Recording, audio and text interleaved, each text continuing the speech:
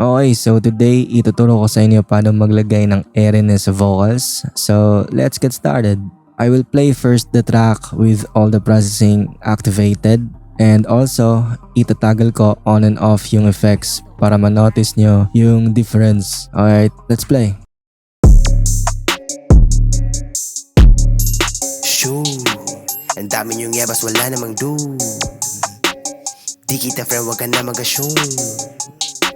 Trino pa muna ako dahil sa fume. Nala mo na lakang bila sa room. No shoes, taming crew. Harot namin ay sa stew. Hain na bagong menu. Ginalingan para ahok ng view. Chick mo sa nanu. Drip ko sobrang cool. Hate nyo aking few. Purpose ko do. Bando di my ways. Utak database. Always paper chase. Bago sa yung taste. Welcome sa aming way. Panibagong face. So nakasend itong main vocal sa bus channel, which is etong brightness effects sa insert 100. Ang ginamit ko lang dito ay FabFilter Pro Q and FabFilter L2. Okay, let's recreate yung effects. So first is pull up tayo ng Pro Q3. Let's choose 7 bands preset and super low cut. Then sa band 7 is change it to high shelf type, tas boost lang. Shoo, ang dami niyong yabas, wala namang do.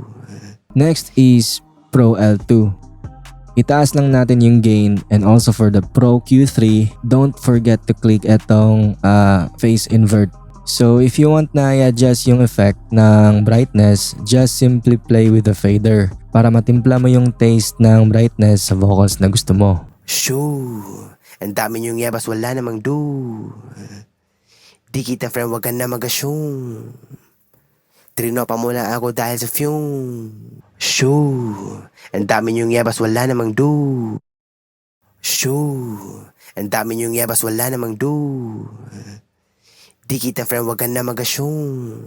So if wala kang fab filter, pwede din ito sa stock plugins ng FL. So add lang tayo ng parametric EQ2. Then same process again. Super low cut, then boost sa last band or sa highs. And add fruity limiter and boost the gain. So let's preview gamit itong stock plugin effect. Shoo, ang dami niyong yabas, wala namang do. Di kita friend, wag ka na mag-assume.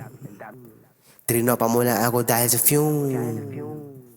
Nala mo na lakang bila sa room. Let's play again with all the plugins or processing activated using FabFilter. Shoo, ang dami niyong yabas, wala namang do. Di kita friend, wag ka na mag-assume. Trino pa muna ako dahil sa fume.